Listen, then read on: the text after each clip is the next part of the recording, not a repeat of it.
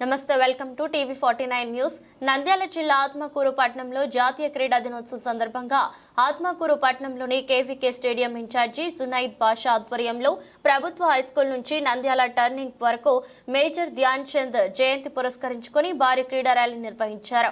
ఈ కార్యక్రమానికి ముఖ్య అతిథిగా శ్రీశైలం ట్రస్ట్ బోర్డు మాజీ chairman Vankala Sivaramareddy, Atmakur Muslim Anjuman committee chairman Noor Baig, Atmakur sports club కోశాధికారి పఠాన్ నాగూర్ ఖాన్, ఆత్మకూరు పట్టణ టీడీపీ అధ్యక్షులు వేణుగోపాల్, పట్టణ ప్రధాన కార్యదర్శి అబ్దుల్లాపురం బాషా, ఆత్మకూరు స్పోర్ట్స్ క్లబ్ కార్యదర్శి ఆసిఫ్ బేగ్ మరియు నాయకులు, క్రీడాభిమానులు, ఆత్మకూరు వివిధ పాఠశాలల విద్యార్థులు, డిగ్రీ కళాశాల in charge principal Padmavathi Bai, NCC coordinator Gone Krishna, పాఠశాల ఉపాధ్యాయులు, కళాశాల లెక్చరర్లు, Atmakur sports club chairman Paspil Munna, Amalapuram మాజీ సర్పంచ్ రవీంద్రబాబు, రామ్ ప్రసాద్ రెడ్డి, తైక్వాండో శిక్షకులు కాజా హుస్సేన్, సోమన్న, ఎస్ఎస్ఎల్ నాయకులు నాగరత్నం, కొయ్య హోటల్ మున్నా, విద్యా కమిటీ శివకుమార్, ప్రభుత్వ పాఠశాల శిక్షకులు దేవానంద్ పాల్గొన్నారు.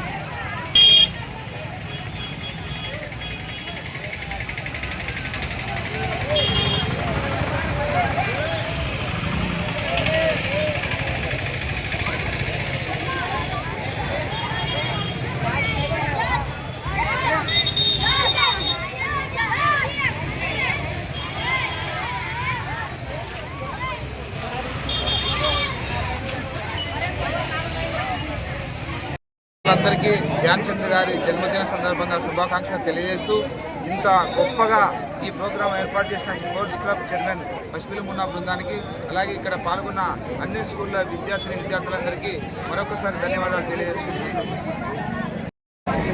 వచ్చిన స్టూడెంట్స్కు తర్వాత జాతీయ క్రీడా దినోత్సవము జరుపుకోవడం ఆత్మకూరులో చాలా సంతోషము. రాబోయే కాలంలో కూడా ఆత్మకూరులో మంచి క్రీడాకారులు తయారయ్యి ఈ ఆత్మకూరు పేరును చిరస్థాయిగా జిల్లాలో స్టేట్లు నిలబెడతారని చెప్పి మనస్ఫూర్తిగా ఆశిస్తూ సదవకాశం ఇచ్చినందరికీ అందరికీ నమస్కారం. ఈరోజు హాకీ మాంత్రికుడు మేజర్ ధ్యాన్ చంద్ గారి జన్మదినం సందర్భంగా ఆయన జయంతి సందర్భంగా ఎందుకంటే ఆయన ఆర్మీలో పగటి పూట ఉద్యోగం చేస్తూ చంద్రుడితో వచ్చే ఏదైతే కాంతి ఉందో అందులో హాకీ ప్రాక్టీస్ చేసేవాడు. అందుకే ధ్యాన్ చంద్ అని పేరు పడింది. చంద్ అని దాని మీద వచ్చింది. 1928లో ఒలింపిక్స్లో బంగారు పథకం తీసుకొచ్చారు. 1932లో తీసుకొచ్చారు. 1936లో తీసుకొచ్చారు. 3 సార్లు భారతదేశానికి బంగారు పథకం తీసుకురావడం వల్ల ఆయనకు ఢిల్లీలో ఉన్న ఏదైతే స్టేడియం ఉందో ఆ స్టేడియానికి మేజర్ ధ్యాన్ చంద్ స్టేడియంలో పేరు నామకరణం చేసి 1979లో ఆయన కాలం అవ్వడం వల్ల ఆయన చేసిన దేశానికి తెచ్చిన గుర్తింపుకు ఏదో ఒక రకంగా చేయాలని జాతీయ క్రీడా దినోత్సవం ఆయన జయంతి రోజు అనగా 1979 ఆగస్టు 29 1902 ఆగస్టు 29 ఆయన జన్మం చేసే జయంతి ఉంది కాబట్టి ఆ సందర్భంగా SAAP sports authority of Andhra Pradesh వాళ్ళు క్రీడా సంబరాలు నిర్వహించమని గత 3 రోజుల నుంచి క్రీడ నిర్వహిస్తున్నారు. మన నంద్యాల డిఎస్ఏ స్టేడియంలో కూడా అన్ని విధాల క్రీడలు నడిచినాయి. అందులో ఆత్మకూరు. నమస్కారం.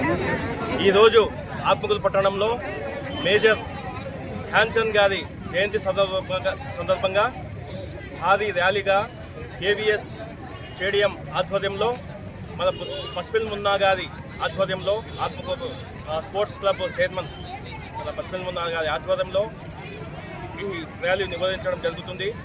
ఈ జయంతి సందర్భంగా మేజర్ ధ్యాన్ చంద్ గారి జయంతి సందర్భంగా ఆయన గుర్తింపు చేసుకోవాలా. ఎందుకంటే 1905లో ఆయన జన్మదినము, ఆయన 29లో గోల్డ్ మెడల్ సాధించి ప్రపంచవ్యాప్తంగా మనకి హాకీ క్రీడాకారుడు.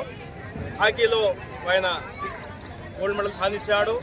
39లో జర్మనీలో ఆడుకుంటూ అక్కడ కూడా గోల్డ్ మెడల్ సాధిస్తే అక్కడ జర్మనీ నియంత ఆయనకి కర్నల్ అవార్డు ఇచ్చి ఆయన పౌరస్త్వం గుర్తిస్తానంటే మన భారతదేశం మీద దేశభక్తితో ఆయన అది తిరస్కరించి మన భారతదేశానికి గర్వకారణంగా నిలిచిన వ్యక్తి. ఇంకొకటి మన భారతదేశం అతనికి అత్యున్నత పురస్కారమైన పద్మభూషణ్ అవార్డు కూడా ఆయనకు అందించింది. ఆయన కాలం చేసింది 1979లో. ఆయన గుర్తింపుగా ఈ భారతీయ ప్రభుత్వము ఆగస్టు 29న జాతీయ క్రీడా దినోత్సవంగా ప్రకటించి